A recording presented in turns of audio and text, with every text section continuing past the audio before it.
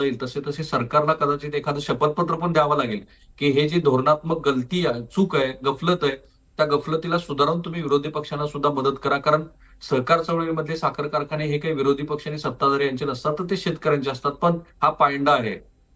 निश्चितच त्यामुळे आता पुढील सुनावणीत काय होईल हे पाहावं लागेल. राहुल, खूप खूप धन्यवाद आपण दिलेल्या सविस्तर माहितीसाठी. यानंतर एक ब्रेकिंग न्यूज पाहूयात. सत्ताधाऱ्यांना मुंबई हायकोर्टानं दणका दिला आहे.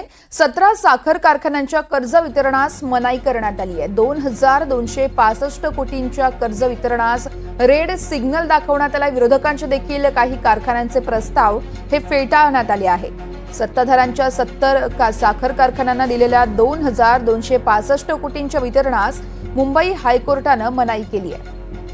आणि या संदर्भात अधिक माहिती देत आहेत आमचे प्रतिनिधी राहुल कुलकर्णी आहेत आपल्यासोबत. राहुल, आपण पाहतोय आगामी विधानसभांच्या निवडणुका आणि त्याच निवडणुकांच्या पार्श्वभूमीवर आता सत्ताधाऱ्यांना मुंबई हायकोर्टाचा एक दणका आपल्याला पाहायला मिळतोय. सविस्तर अपडेट्स द्या. त्यासाठी ही प्रक्रिया नीट लक्षात घ्यायला हवी. वेगवेगळे सहकारी साखर कारखाने हे स्पेशली शिखर बँकेकडनं कर्ज घेत असतात किंवा तत्सम कुठल्याही बँकाकडनं कर्ज घेतात. सहकारी संस्था आहेत म्हणून त्या कर्जाला राज्य सरकार हे थक हमी देत असतं आणि ही महाराष्ट्रात सहकारी चळवळ वाढण्यामागची एक महत्वाची गोष्ट आहे असं मानलं जात होतं. आता झालं असं आहे की हे सरकार सत्तेवरती आल्यानंतर त्यांनी साधारणपणे 2100 कोटी रुपयाची थक हमी वेगवेगळ्या साखर कारखान्यांना दिली होती.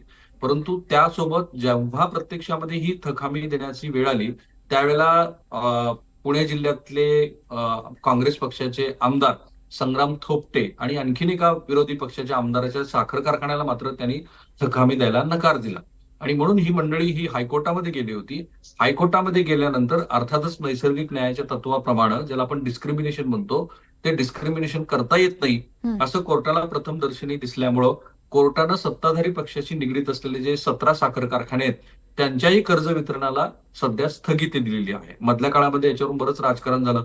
पंकजा मुंडे यांच्या साखर कारखान्याला का थक हमी मिळाली नाही किंवा पंढरपूरमधून ऐन वेळेला शरद पवार यांच्या बरोबर गेलेले जे अभिजित पाटील होते त्यांच्या साखर कारखान्याच्या थक हमीला अचानकच स्थगिती दिली आणि ते पुन्हा भाजप बरोबर आल्यानंतर ती स्थगिती उठवण्यात आली.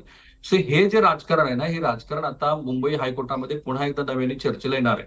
बरं, ही काही गोष्ट आजची नाहीये. ज्यावेळेला उद्धव ठाकरे महाराष्ट्र राज्याचे मुख्यमंत्री होते तेव्हाही हा मुद्दा चर्चेत आला होता. तेव्हाच्या विरोधी पक्षाला म्हणजे भारतीय जनता पार्टीला अशाच पद्धतीच्या थकामीच्या स्थगितीला सामोरे जावं लागलं होतं आणि मग त्यानंतर एक धोरणात्मक बदल केला गेला की मंत्रिमंडळ उपसमिती या संदर्भामध्ये निर्णय घेईल. परंतु सत्ता बदल झाला आणि सत्ता बदलानंतर पुन्हा ये रे माझ्या मागल्या म्हणजे आपल्या जवळची जी मंडळी आहेत त्यांच्याच साखर कारखान्याला सरकारनं थक हमी देण्याचा जो पायंडा होता तो याही सरकारने तसाच ठेवला आणि म्हणून सत्ताधाऱ्यांच्या या पक्षाच्या धोरणातनं दिलेल्या मदतीला मुंबई हायकोर्टानं कुठेतरी चाप लावलाय.